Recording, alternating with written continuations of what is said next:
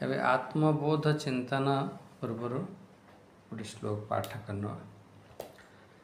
ଓମ୍ ଶଙ୍କରଂ ଶଙ୍କରାଚାର୍ଯ୍ୟଂ କେଶବଂ ବାଦରାୟଣଂ ସୂତ୍ରଭାଷ୍ୟ କୃତୋ ବନ୍ଦେ ଭଗବନ୍ତौ ପୁନଃ ପୁନଃ ईश्वरो गुरुरात्मेति मूर्तिभेद विभागिने व्योमवद्व्याप्तदेहाय दक्षिणामूर्तये नमः। सदाशिवसमारम्भां शङ्कराचार्यमध्यमाम् अस्मदाचार्यपर्यन्तां वन्दे गुरुपरम्परां।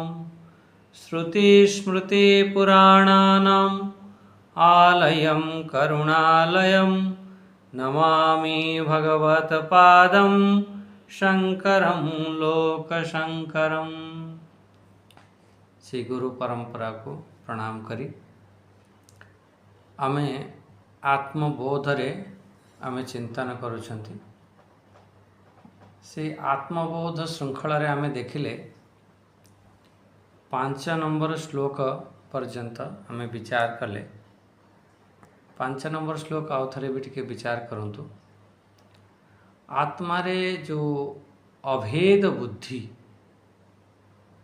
से अभेद बुद्धि केमिति आमे आत्मा रे करिबा, ये तो जुक्ति संगत लागू नहीं। आमको ये लगुच आत्मा अलगा मु अलगा। जदि आपण कहउचंती टिके आज विषय कठिन हो, बहुत सावधान होकि बुझिया पड़ियो। ये आमर आपण पछ एथिरे कहिले जेतेबेले आमे अखंडाकार वृत्ति बनेबा, से अखंडाकार वृत्ति द्वारा आत्मार भेद बुद्धि नष्ट हो जाए,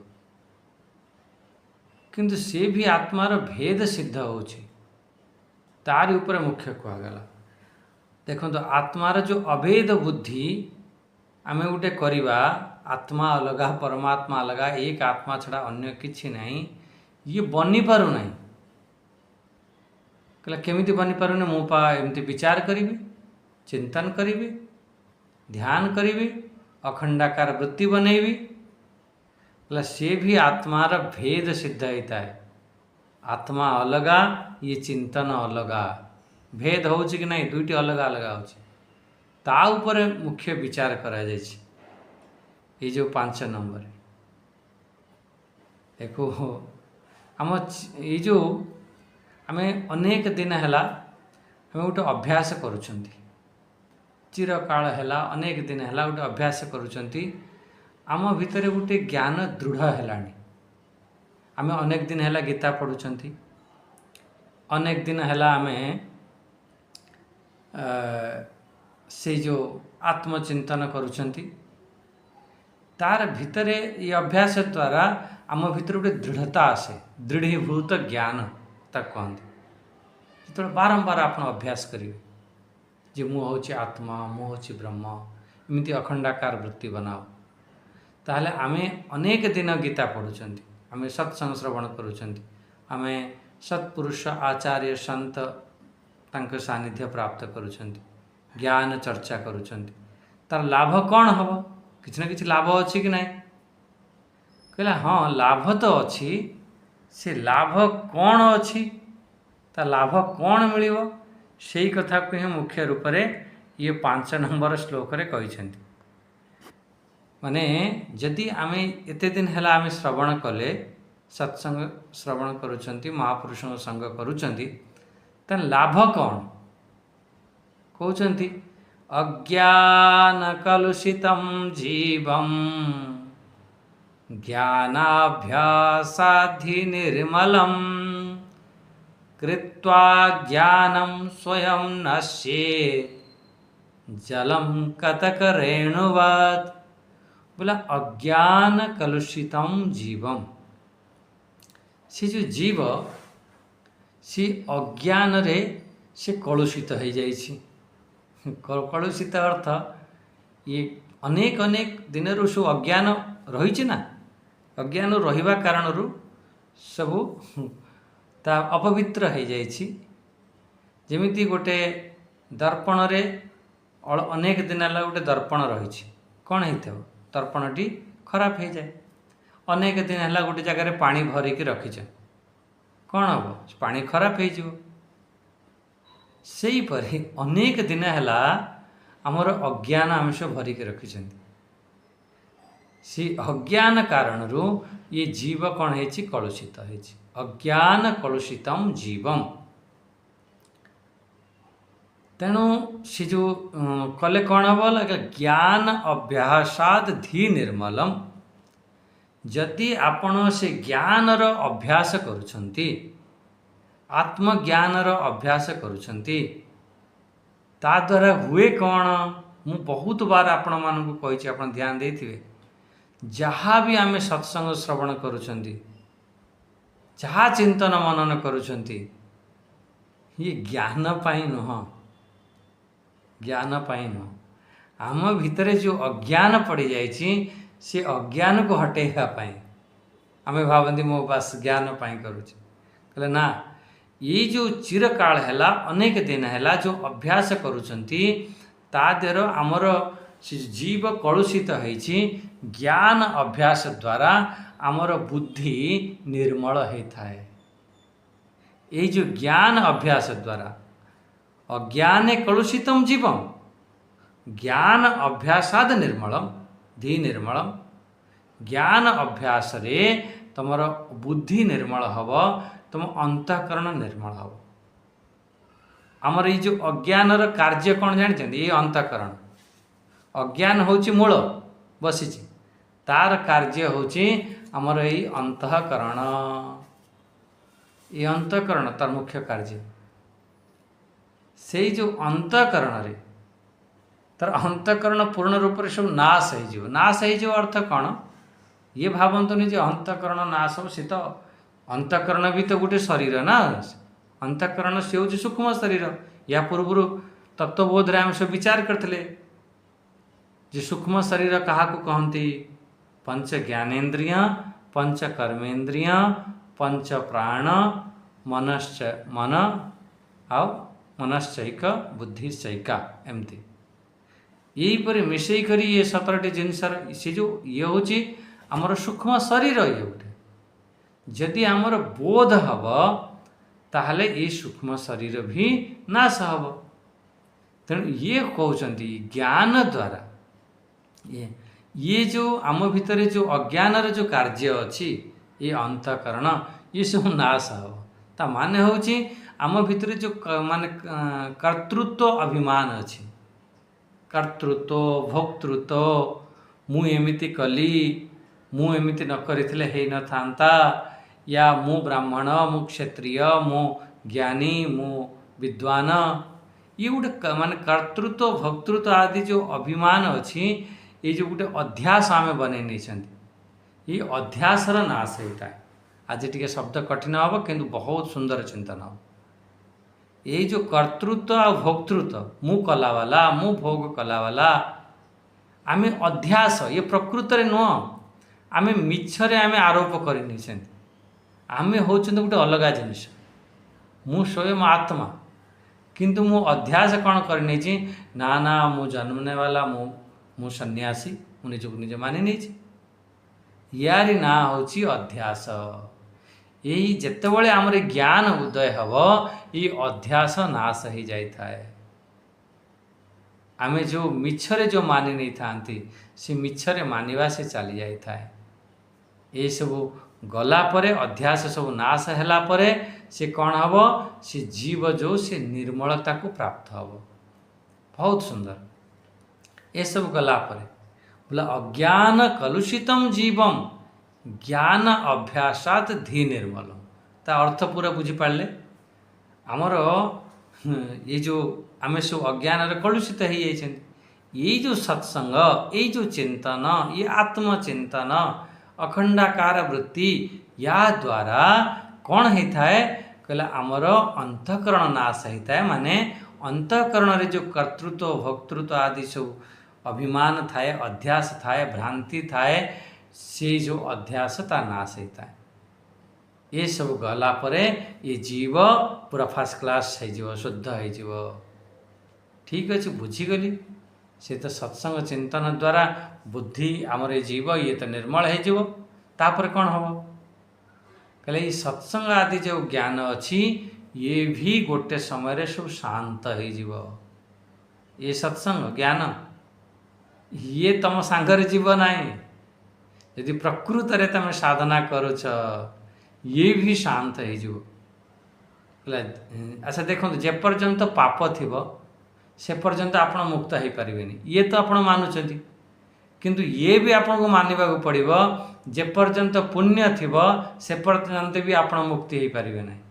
ये जो सत चिंतन आदि अच्छी ये सब पुण्य कर्म ना, बहुत पुण्य कर्म। ये देखो गोटे हूँ आपणकर लुहा जंजीरी रे बांधिकी लुहा चेन रे बांधिकी आपण को गोटे जेल पूरे दिगला कि गोटे जगार बांधिकी रखी दिगला, आप बंधन रहिले। अच्छा मु आपन गोटे सुना चेन रे बड़ मोटा मोटा सुना चेन रे आपण को बांधिकी रखिदेवी, से गोटे जगार खुएवा देवी। भले ही सुना चेन आपण गलारे पड़ी, बढ़िया मोटा चेन पड़ी, खुशी होउचंती, किंतु सी भी गोटे हूँ बंधन, से गोटे बंधन। ये जो आमर पाप भी बंधन पुण्य, तेणु ये जेते आमे आम भितर से कलुषित अच्छी सी भी गोटे बंधनर कारण। आ जेते आमे पुण्य कर्म आदि सब करूछंती, सत्संग शुणुचंती, चिंतन मनन ध्यान दान धर्म सब करूछंती, ये भी गोटे बंधन। आपण पुण्य मिलगला, आपन स्वर्ग को जीवा पड़ो, ताने कौन पुण्य कर्म करवानी कहला ना। ये पुण्य कर्म माध्यम आपणकर ये नष्ट हम, अज्ञान सब नष्ट हम। अज्ञान कलुषितम जीवम, ज्ञान आपणकर ये जो साधना ज्ञान साधना द्वारा सत्संग आदि साधना द्वारा ये सब आपणकर सब नष्ट हम। आ सब नष्ट है कौन हो गला, कौन हम तापर ये भी शांत हो जीव। बस एतिक मुख्य पॉइंट।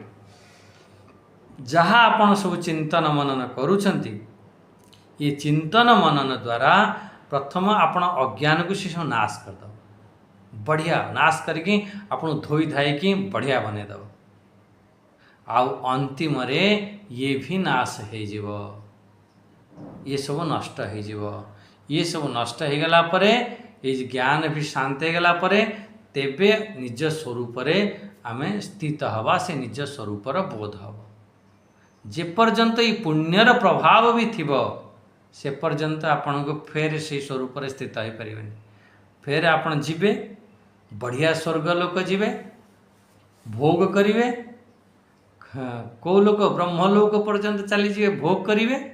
फिर से पुण्य सब क्षीण हो गला, जो साधना भजन करछ, जो ज्ञान अर्जन करछ सब क्षीण हो, फिर आसवा पड़ो। षष्ठ अध्याय भी कही ये षष्ठ अष्टम अध्याय तो कहते, षष्ठ अध्याय भी कही। षष्ठ अध्याय तो स्पष्ट रूप से कहीदेले जी साधना अर्जुन प्रश्न करिसें, जी साधना करुचंती कौन तांका साधना नष्ट हो व्यर्थ हम कहले ना ना, ता साधना सब व्यर्थ हेनी। सी जीव श्रेष्ठ लोक शाश्वती समाहा श्रेष्ठ लोक जीव, फिर तार कर्म हिसाब श्रीमताम या धीमताम कूल जन्म हो। आई तुम एते तमें गीता पढ़ी चिंतन मनन कर आउ अंतिम समय रे यदि न मिलला श्रेष्ठ लोक जीव फेर आसो से आ जेते बळे तार बोध हो तार आसवा आवागमन बंद हो। सेहीपरि जेपर्यंत आपण पाखरे श्रेष्ठ गुण थिबो पुण्य थिबो फिर आपन को आसवा को पड़ो। आ जेते बळे यही जो आपन चिंतन ये भी आपनकर शांत हो। कहले ठीक अच्छे गुरुजी एक गोटे दृष्टांत दे के बुझात। देखो बढ़िया दृष्टांत कौन देछिंदी, कृत्वा ज्ञानम स्वयं नश्येत जलम कतक रेणुवत। ये कतक रेणुवत कतक रज गोटे थाए। कतक रज अर्थ हो कतकर गुंड माने फिटकिरी गुंड, फिटकिरी कण। चूरा करदेले से फिटकरी को चूरा करदे कि आप गोटे खराब पानी रे खराब पानी बाल्टी रे गोटे खराब पानी अच्छी ता देहरे पकईदेले पकईकी फेंटीदेले मिसईदेला फिटकरी कौन कर सी संपूर्ण पानीर तार जो खराब अंश धूली माटी को सब काटिक बसईदेव आ बसईदेला फिटकरी काम है पूरा पूरा पानी को पूरा बढ़िया सफा करदेव आ सफा करदे निजे से फिटकरी बसीजीव। ये हूँ काम फिटकरी प्रथम हूँ सब सफा सफा करी स्वयं से बसीजीव। बास यही हूँ कथा से परी आमे जो ये सत्संग शुणुंट अष्टावक्र गीता शुणुंट श्रीमद् भगवद गीता शुणुंट या कौन सी आत्मबोध शुणिले तत्वबोध सब शुणिले ये सब जहाँ भी किसी सब शुणुंट ये सब कौन कर आपण कलुषित को सब नष्ट कर जमी फिटकरी ये सब आप जानी फिटकरी सब आप फिटकरी कौन कर आपण भीतर सब सफा कर बढ़िया फर्स्ट क्लास आप हृदय रे जहाँ सब मली थो सब सफा करदे से मली की बसईदेव आतापर से स्वयं भी ये बसीजीव। तेबे आपन देखिथिबे आमे तत्वबोध रे पढ़िला बेले आमे गोटे पढ़ीथिले से जो जीवन मुक्त महापुरुष थाए तार पाप आ पुण्य सब नष्ट होता है। सी तो यही रही जीवन मुक्त हो जाइए आउ जहाँ भी कर्म ये किसी करुँची आ कर्म कला माने किसी पाप भी हो किसी पुण्य भी हो आ से पाप पुण्य किंतु ता पाखरे रुहे ना टी मन पकात जो मैंने आम तत्वबोध शुणी। अच्छा तार सब पाप कर्म ता पुण्य कर्म सब कुआड़ जाए कहला सी भाई साधना भजन तो किसी करुँच ना पुण्य तो बनूची कहला हाँ पुण्य तार बनव जी तांकर सेवा ध्यान आदि करती तांकर सी पुण्य कर्म पलैब आ पाप कर्म जी तांकर प्रति शत्रु भावना द्वेष आदि करती तांकर समस्त पाप ता पाखु पलैब आ सी तांकर शुद्ध होता है से निज स्वरूप से स्थित था। ये आम बुझी से कथाटी ये आमर ये कौन सी प्रकार आमर पाप पुण्य आ न थाए जिते ये पाप पुण्य सब समाप्त हो तेबे आमर स्वरूपर बोध हम बस ये मोर मुख्य कहबार ये श्लोक ये 5 नंबर श्लोक रे स्पष्ट रूप से कहते जहाँ आम साधना भजन करुँच सी साधना भजन व्यर्थ जाए सी आमर कल्याण कर आम भितर जो अखंडाकार वृत्ति सब भरिक रही ना भल कथा तुम्हें अखंडाकार वृत्ति बनाओ। अखंडाकार माने बस मैं मु ही गोटे ब्रह्म तत्व मु ही आत्म तत्व मु ही से सच्चित आनंद स्वरूप मु ही असंगो अहम एमती एमती वृत्ति बनैल आ ये वृत्ति सदा सर्वदा चलुथु अखंडाकार वृत्ति बनाओ वृत्ति बनुच बहुत भल कथा किंतु एक विचार कर ये हूँ एक वृत्ति ये क्यों उठुची ये वृत्ति भले ही आपका ये सजातीय वृत्ति या कहते सजातीय वृत्ति ये उठुची ये भी आमर ये अंतःकरण उठुची अंतःकरण कौन सी हूँ अज्ञानर कार्य जिते सजातीय वृत्ति भी उठुची आम अंतःकरण उठुची ये सब अज्ञानर कार्य सेथिपाई सद्वृत्ति भी अंतिम से भी तार शांत हो जाए नष्ट हो जाए एमती आमर कहते ना ये गोटे समय ये भी सब आमको भूलवा पड़ो भूलवा पड़ी न थाए से स्वतः ही से ज्ञानर अनुभूति रे से स्वतः ही शांत हो जाए ये सब आत्मारे भासमान होछि ये सतवृत्ति भी ये भी भासमान होछि भाषित होछि से आत्मारे से लीन हो तेबे से आत्मा स्वयं प्रकाशित हो जे पर्यंत ये वृत्ति भी बनिक रही से पर्यंत आत्मस्वरूप प्रकाशित हब ना मतलब अनुभूति हब ना बस ये हूँ कथा ताहले दुईटी जिनिस को से कहुए आमर श्रीमद् भगवद गीता रे रजगुण तमगुण कथा कहुई तमगुण रजगुण आ सत्वगुण कथा कहुई से आप ध्यान देते सत्वगुण कथा खूब कही माने कौन कहले सत्वगुण एते पढ़े दियो ये रजगुण तमगुण को ये शांत करेदेव से पर्यंत तुम रजगुण तमगुण शांत है नहीं से पर्यंत तुम आगे ही बढ़ी पारबनी रजगुण तमगुण केमिति शांत हम यदि आमर सत्वगुण बढ़ीगला ताहले रजगुण तमगुण शांत हो आउ अंतिम भी कहीदेवे तुम ये त्रिगुणातीत हो जाओ ये गोटे समय रे से सत्वगुण भी शांत हो सी अंतिम स्टेज ताकू शांत करने कौन सी आवश्यक नहीं स्वतः ही हुए आमे आमर काम कौन हम बोला अज्ञान कलुषितम जीवम ज्ञान अभ्यासाद धि निर्मल बस एतिक आमर काम आमे से ज्ञान रे एते अभ्यास कर एते अभ्यास कर एते अभ्यास कर करिकि आमर एको आमर अंतःकरण को निर्मल कर दियो बस एतिक होची आमर काम तापर अंतःकरण निर्मल हो जीव से सब बसीज आ ये जो सतवृत्ति अच्छी ये भी धीरे धीरे धीरे धीरे ये भी बसीज बसीगला परे तेबे आमर निज स्वरूप सी प्रकाशित करिवो कृत्वा ज्ञानम स्वयं नश्येत ये जो ज्ञान भी ये भी सब नाश हो जाता है ये सब ज्ञान जितेबाला कौ ज्ञान ये जो चिंतन मनन जो करुछंती आ सी ज्ञान आमर सब नाश हो फिर आत्मस्वरूप रे आमर से सब ये जिते भी सब ज्ञान आपण अर्जन करुँच शुणुंट से सब जाए लीन हो लीन हो गला परे से शुद्ध निर्मल प्रकाश स्वरूप आमर आत्मतत्वर अनुभूति हब आमर काम है आम बढ़िया बिछना बिछेवा बढ़िया लाइट बंद करवा पंखा चलैदेवा जहाँ घरे एसी अच्छी टे एसी चलैदेवा फर्स्ट क्लास शोवा केतेबेले निद आसो से आम उपर ना सेहीपरि आमर काम है ये सब तैयारी करवा आम ये चिंतन खूब बढ़ाओ खूब चिंतन बढ़ाओ जो मु किए ये जो चिंतन मु हूँ से सच्चित आनंद स्वरूप मु हूँ से ब्रह्म स्वरूप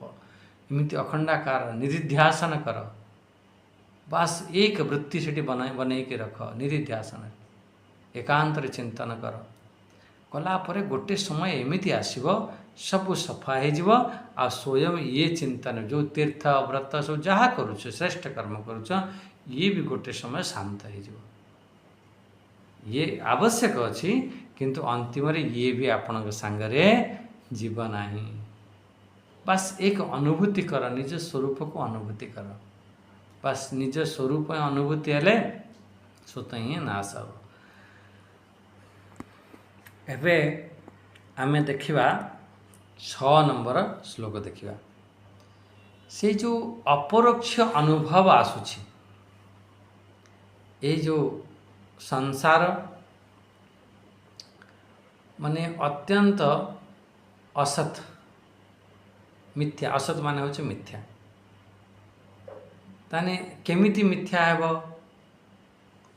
मो ठारे जहा किछि अछि जहा हम सामने मत जहा किछि देखा जाउछि इसु मिथ्या केमिति हेबो आपण अछंती मु अछि ये घर अछि ये द्वार अछि दुकान मकान ये सब आसुचंती जाउछंती ये सब चलीछि ना सफर चलीछि सब ये मिथ्या केमिति हेबो तमे कहउछ से जेतेबेले सी अपरोक्ष अनुभूति हेबो सेतेबेले सब किछि संसार मिथ्या हो जिवो अत्यंत असत हो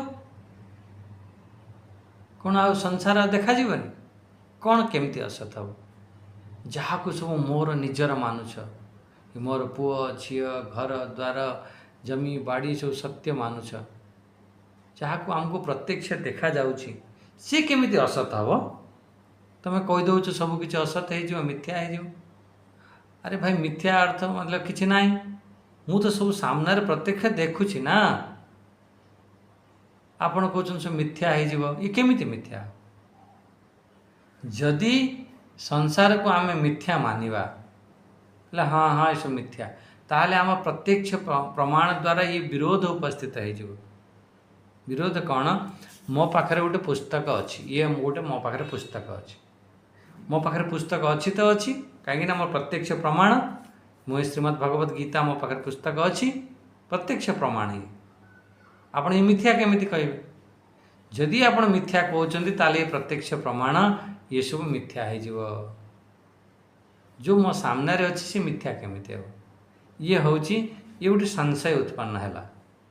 यही संशयर समाधान हमार 6 नंबर श्लोक रे कर 6 नंबर श्लोक भावटा बुझीपारे आमे सब कही दियंती अरे संसार दुखालयम अशाश्वतम ये सब संसार असत्य सपना ये सब कहीं कार नुहति आमे कही दियंती केमिति कहीं कार नुहति केमिति ये संसार असत्य जहाँ आम प्रत्यक्ष देखुंती ये असत्य केमिति हम मो सामने पुस्तक अच्छी तो अच्छी ये पुस्तक असत्य केमिति हम जदि आप असत्य कह ताली प्रत्यक्ष प्रमाण मिथ्या हो से कथा को ये बढ़िया गोटे माने एते सुंदर दृष्टांत देइछंती माने सब देखुथिबे प्राय सबु श्लोक रे गोटे ना गोटे कोठी दृष्टांत अछि या पूर्व श्लोक रे कतक रेणुवत एमिति कहले जे फिटकिरी रे चूरा फिटकिरी रे पाउडर एमिति से खराब जिनस काटिदेव स्वयं बचीब।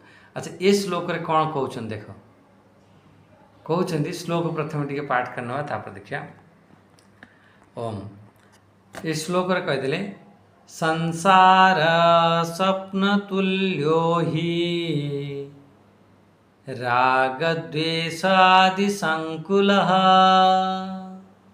स्वकाले सत्यवत भाति प्रबोधे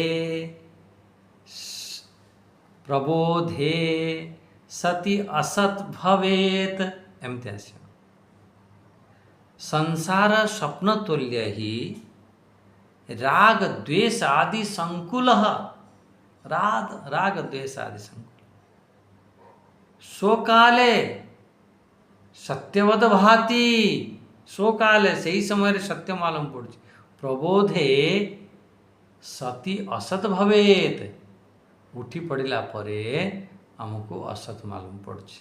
बढ़िया देखो तो ये संसार राग द्वेष आदि रे सब परिपूर्ण अच्छे सबु जगार राग द्वेष परिपूर्ण यही संसार माने ये अज्ञान दशारे आमको सत्य भली मालूम पड़ुछि माने प्रतीत होछि माने भाषित होछि सत्य पर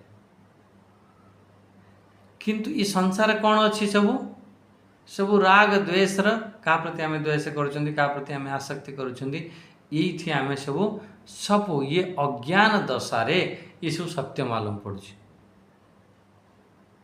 माने बढ़िया जिनिस ये कहले जे राग द्वेष आदि संकुल राग द्वेष आदि जो संसार से भरी ना ये सब सत्य मालूम पड़ुछि मो बहु मो सागर केते मीठा मीठा कथा कहूँ मो कथा केते मानुछि केते सत्य मालूम पड़ुछि।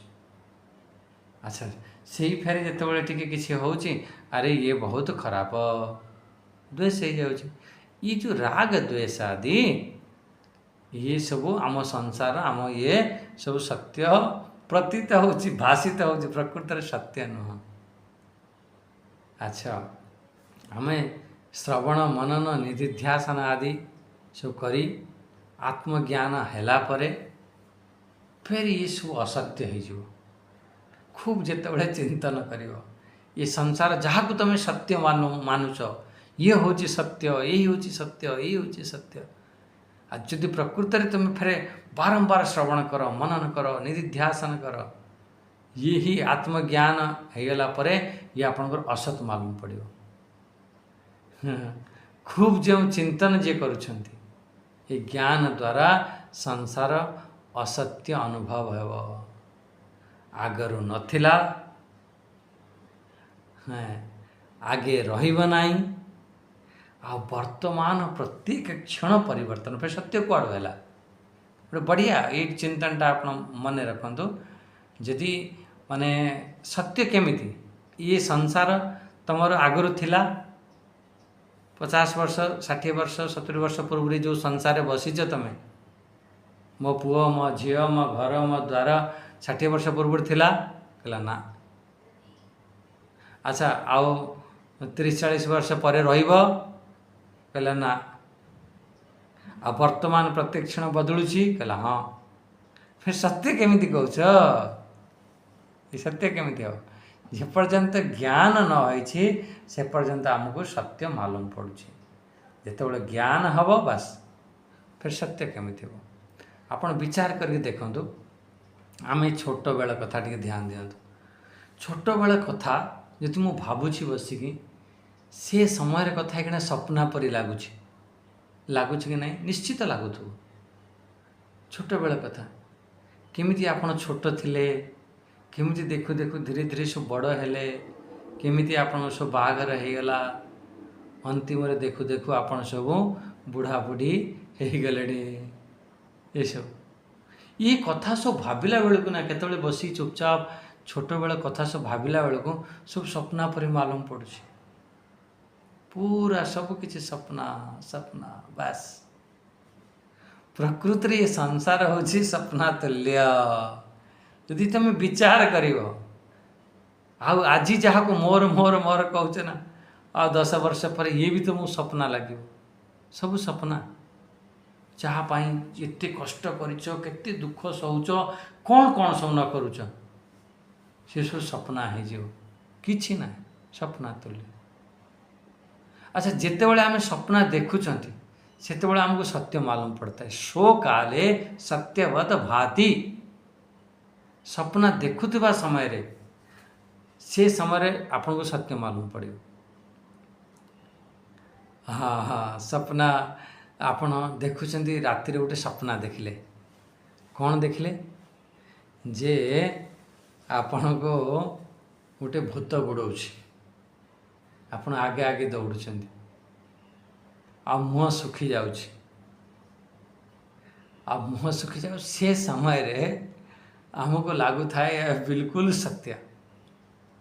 ଆମ ମୁଣ୍ଡ ପାଖରେ ପାଣି ବି ଥାଏ, ସେ ପାଣି ବି କାମ ଦେବନି, କିଛି କାମ ଦେବନି।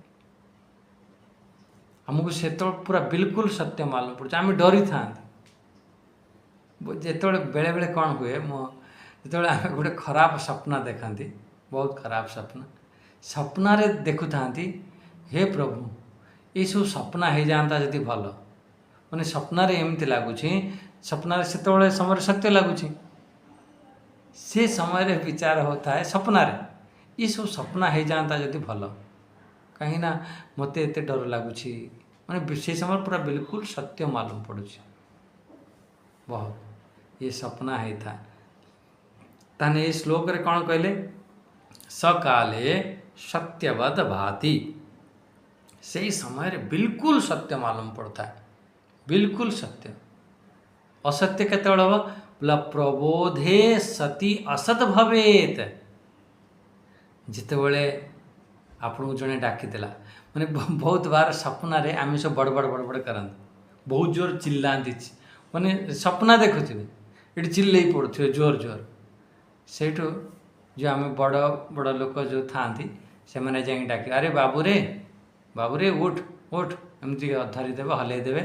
ଯେମିତି ହଲେଇ ଦେବେ, ସେଇଠୁ ଆମେ ଟିକେ ଉଠି ପଡ଼ିବା। ଯେମିତି ଉଠି ପଡ଼ିବା, ସେଇଠୁ ଚୁପ୍ ହେଇଯିବା। ସେ ସମୟରେ ଆମେ ଚିଲ୍ଲାଉଥିବା। ଆପଣ ଦେଖିଥିବେ ପିଲାମାନେ ଏସବୁ କରୁଥିବେ। ପିଲାମାନେ କ'ଣ, ମୁଁ ତ ବଡ଼ ଲୋକଙ୍କୁ ସବୁ ଦେଖିଛି, ବଡ଼ ଲୋକଙ୍କୁ। ଆଉ ଜଣେ ସାଧୁଙ୍କ କଥା କହୁଛି ମୁଁ ଜଣେ ସାଧୁଙ୍କ ସାଙ୍ଗରେ, ଆମର ସବୁ ଏକୁଟିଆ ରହୁ, ପ୍ରାୟ ସବୁ ସାଧୁ। ଏମିତି ଗୋଟେ ପରିସ୍ଥିତି ପଡ଼ିଲା, ଜଣେ ସାଧୁଙ୍କ ସାଙ୍ଗରେ ଥିଲେ। ସେ ରାତିରେ ଜୋର କାନ୍ଦୁଥାନ୍ତି। ମୁଁ ସ୍ୱପ୍ନରେ କାନ୍ଦୁଥାନ୍ତି। ମୁଁ ଉଠିକି, ମୁଁ ଅଚାନକ କାନ୍ଦ ଶୁଣି, ମୁଁ କ'ଣ ହେଇଗଲା? ଆଉ ଲାଇଟ୍ ସବୁ ବନ୍ଦ ଅଛି, ଅନ୍ଧାର ଅଛି। ଫେର ମୁଁ ଲାଇଟ୍ ଜଳେଇକି ଦେଖିଲା ବେଳକୁ ଆଉ ସେ କାନ୍ଦୁଛନ୍ତି ଜୋର ସ୍ୱପ୍ନରେ। ଫେର ଯେତେବେଳେ ମୁଁ ହାତ ମାରିଲି, ସ୍ୱାମୀଜୀ, ସେଠୁ ଉଠିଲା, କହିଲେ ହଁ କ'ଣ ହେଲା? ମୁଁ କ'ଣ ହେଇଛି? କ'ଣ କହିଲା, ନା କିଛି ନାହିଁ।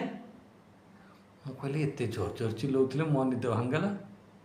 ଏମିତି ଲୋକଙ୍କୁ ମୁଁ ଦେଖିଛି, ଆପଣମାନେ ଦେଖିଛନ୍ତି କି ନାହିଁ ମୁଁ ଜାଣିନାହିଁ। ଏମିତି ଲୋକମାନେ କରନ୍ତି। ଆଚ୍ଛା, ଯେଉଁ ସମୟରେ ଆପଣଙ୍କୁ ଉଠେଇ ଦେଲେ, ସେହି ସମୟରେ ସବୁ ଗାୟବ, ଏକା ଝଟକାରେ ସବୁ ପଳାଇବ। ଯାହା କିଛି ଆପଣ ସ୍ୱପ୍ନ ଦେଖୁଥିବେ, ସେ ଯେଉଁ ନିଦ୍ରା ଦୋଷ କାରଣରୁ ସେ ଯେଉଁ ମିଥ୍ୟା ସ୍ୱପ୍ନ, ସିଏ ସତ୍ୟ ଭଳି ଆମକୁ ମାଲୁମ ପଡ଼େ କି ନାହିଁ? ଆପଣ ସ୍ୱୟଂ ବିଚାର, ମାନେ ଦେଖନ୍ତୁ କେତେ ପରଫେକ୍ଟ ଦୃଷ୍ଟାନ୍ତ ସବୁ, ମାନେ କେତେ ସୁନ୍ଦର ଦୃଷ୍ଟାନ୍ତ ଦିଆଯାଇଛି। सकाले सत्यवत भाति प्रबोधे सति असत भवेत। ये बहुत सुंदर। संसार स्वप्न तुल्य ही, ये संसार सब स्वप्न तुल्य, किंतु सपना परी हमको मालूम पड़ूना, बिल्कुल मालूम पड़ूना।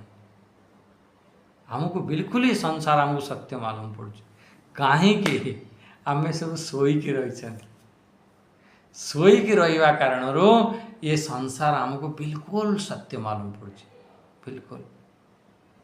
ये निद्रा दोष कारण मिथ्या सपना हमको सत्य मालूम पड़ता है, सत्य भली मालूम पड़ता है। एमती को सत्य भली मालूम पड़ता है। जिते बड़े कहीं आसी आमको उठे देवे, अरे भाई ये सपना चली, ताकू तुम सत्य मानि बस, फिर उठिक बसीगल तो सब मिथ्या हो गला। सेहीपरि यही संसार सेहीपरि आमको यही संसार यही परिवार यही धन संपत्ति वैभव गाड़ी घोड़ा ये सब हमको सत्य मालूम पड़े, सत्य बिल्कुल सत्य। अरे मो धन मो संपत्ति मो वैभव मो गाड़ी घोड़ा मो पुआ झी ये बिल्कुल सत्य, बिल्कुल सत्य। से आम सब सत्य भावचे मैंने आप जान था ये आप शोक रही, प्रकृत में शोक रही। से समय कई जने आसिले श्रेष्ठ पुरुष, जमी बड़ लोक आसिक सपन डाकी दिखते ना, से भाई गोटे आचार्य आमर आसिले, गुरु आमर आसिले, कई संत महात्मा आम आसिले।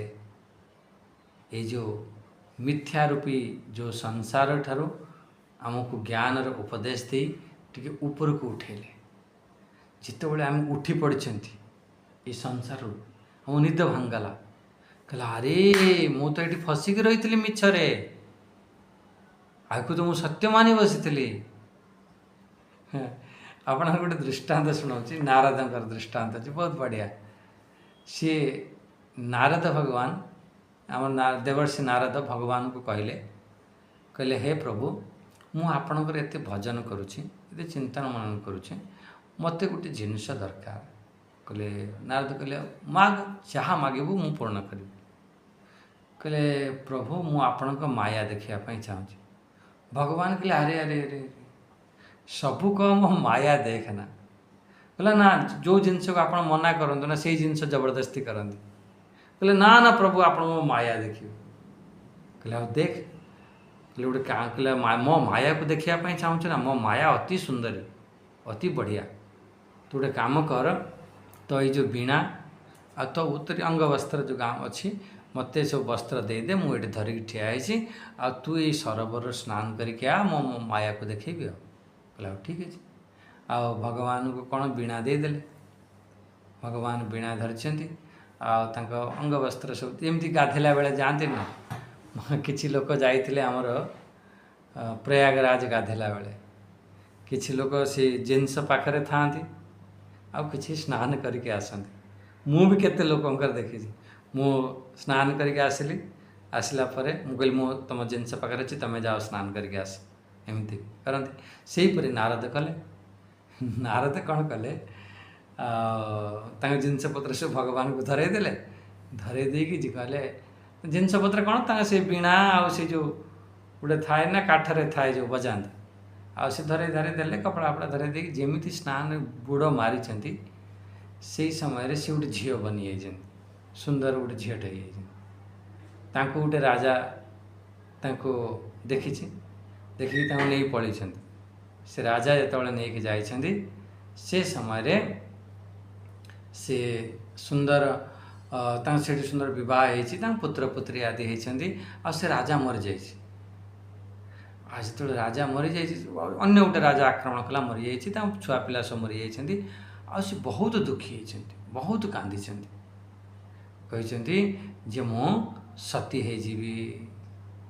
से सती होजीवी कौन करी ताल, से चिता बनैले, बनैकी आ से जो स्वामीर शरीर को रखी मुझे जड़ी।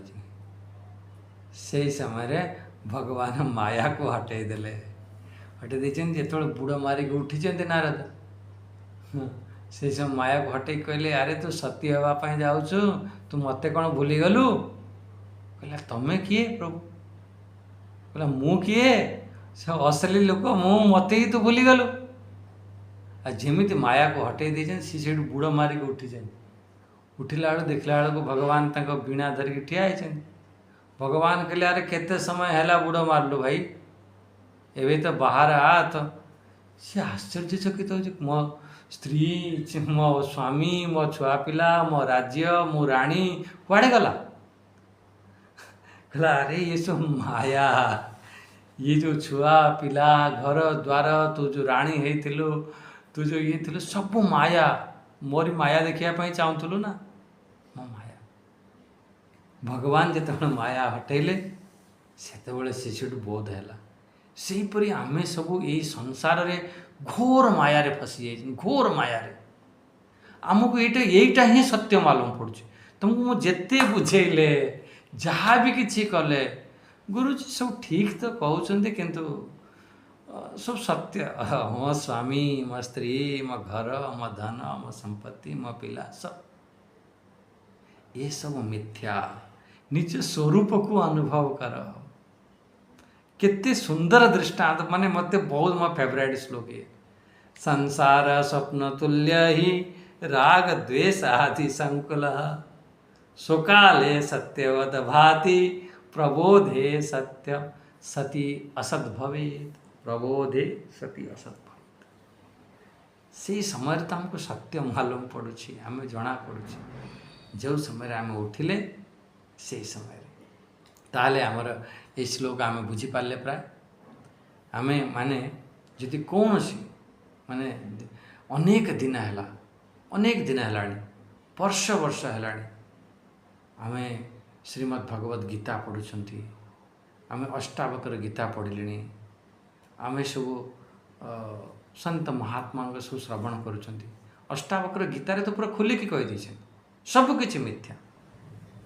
आमर गोटे अथर्व वेद रे मांडुक्य उपनिषद अच्छी, या उपरे तो ये जो श्लोक उपर बहुत विस्तार करा जाए। मांडुक्य उपनिषद केमिति ये संसार सब मिथ्या, तुम मिछर एक सत्य मानिक बसच। विचार करो जितेबले तुम टिके साधना करिवो भजन करिवो, ये सब जगत तुमको सपना मालूम पड़ो।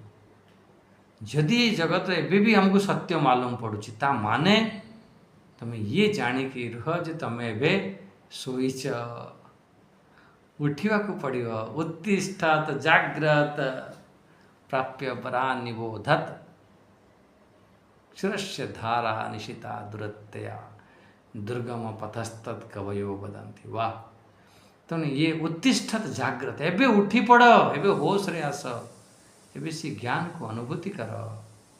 ये संसार सपना तुल्य सकाले सत्यवद भाति, यही समय हमको सत्य मालूम पड़ुछि। हाँ ठीक अच्छे, आज आमर ये वाणी को विराम देवा। बहुत सुंदर चिंतन, जिते आपण चिंतन करेंगे सेते माने एथिरे रस ही रस, एथिरे मिठा ही मिठा, स्वादिष्ट ही स्वादिष्ट। तेणु एक आपण बारंबार चिंतन मनन करंतु। हाँ ये आम दुईटी श्लोक आम मुख्य रूप से विचार कले। ये 6 नंबर श्लोक तो विशेष रूप से आम विचार है कि ये सब संसार सब सपना तुल्य, सब ब्रह्मांड सपना तुल्य। भगवान का सपना चली सब, आम माने जमी आमर सपना चलिले आम भितर सब दौड़ती लोक सब काम दाम करती, से भाई भगवान का सपना आम सब मिछर सब चलती सपन सब दौड़ुं। बस ज्ञान अनुभूति कर, से स्वप्न अनुभूति कर, तब अनुभूति हम ये सब संसार सब सपना। और ठीक अच्छे, हरि ओम। स्वस्ति प्रजाभ्यः परिपालयन्तां न्यायेन मार्गेण महिं महिषाः, गोब्राह्मणेभ्यः शुभमस्तु नित्यं, लोकाः समन्ताः सुखिनो भवन्तु, लोकाः समन्ताः सुखिनो भवन्तु।